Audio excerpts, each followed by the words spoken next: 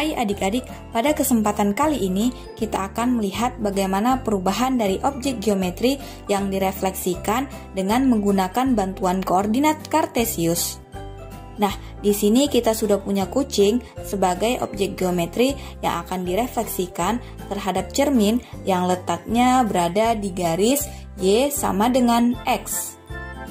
Nah, sama seperti pada video sebelumnya, 4 titik yang kita ambil sebagai patokan dari posisi kucing adalah titik A yang merupakan kuping kanannya berada pada koordinat 11.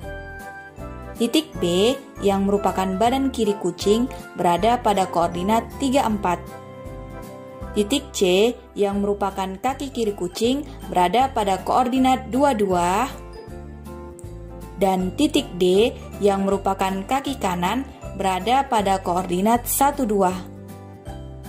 Keempat titik tersebut akan kita refleksikan terhadap garis Y sama dengan X, karena posisi cerminnya berada di garis Y sama dengan X.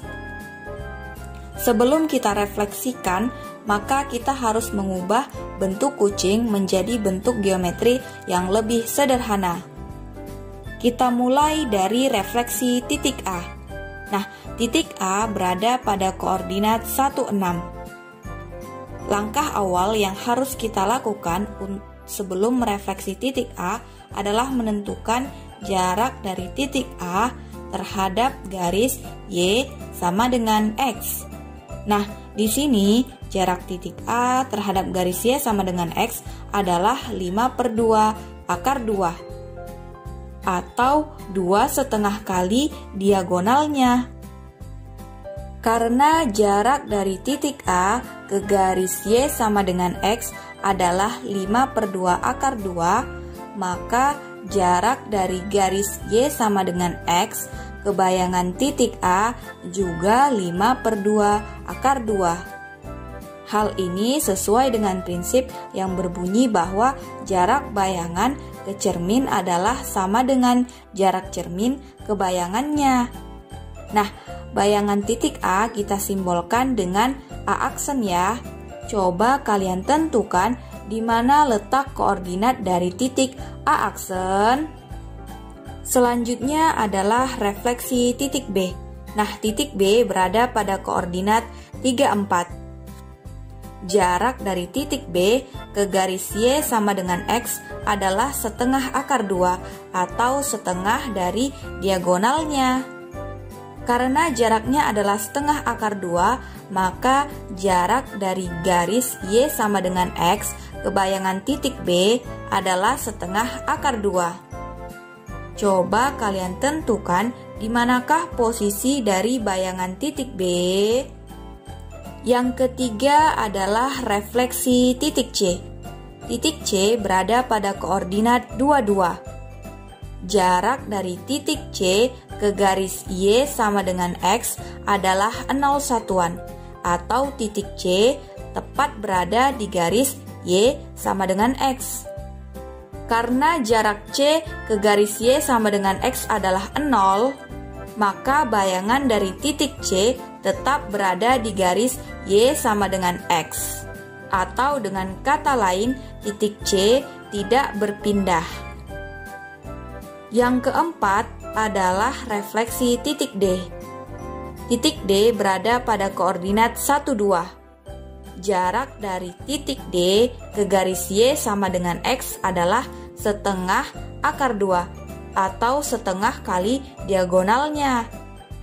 Karena jarak titik D ke garis Y sama dengan X adalah setengah akar 2, maka jarak dari garis Y sama dengan X ke bayangan titik D juga setengah akar 2 atau setengah dari diagonalnya.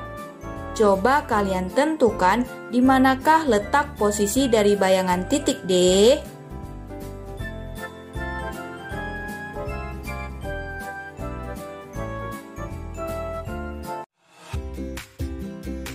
Nah adik-adik, setelah kalian menentukan bayangan dari keempat titik tersebut, coba kalian lihat bagaimana perubahan koordinatnya.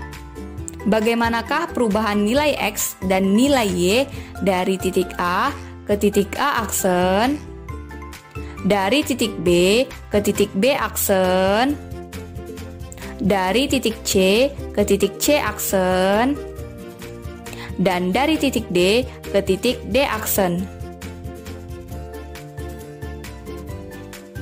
Kita misalkan posisi awalnya adalah P yang berada di X dan di Y. Nah, di sini posisi awalnya adalah titik A, B, C, dan D.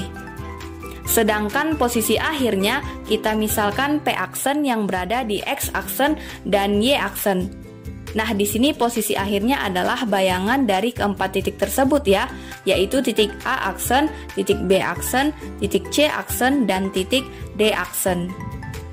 Nah, sesuai dengan prinsip dan sifat bayangan cermin datar, maka posisi awal dan posisi akhirnya itu berhadapan dan sejajar dengan jarak posisi awal ke cermin yang sama dengan jarak cermin ke posisi akhirnya. Kita misalkan jarak posisi awal ke garis Y sama dengan X adalah A, sedangkan jarak posisi akhir ke garis Y sama dengan X adalah B. Coba kalian tentukan di manakah letak koordinat dari X aksen dan di manakah letak koordinat dari Y aksen. Setelah kalian mendapat nilai dari X aksen dan Y aksen, coba tentukan berapakah nilai A dan nilai B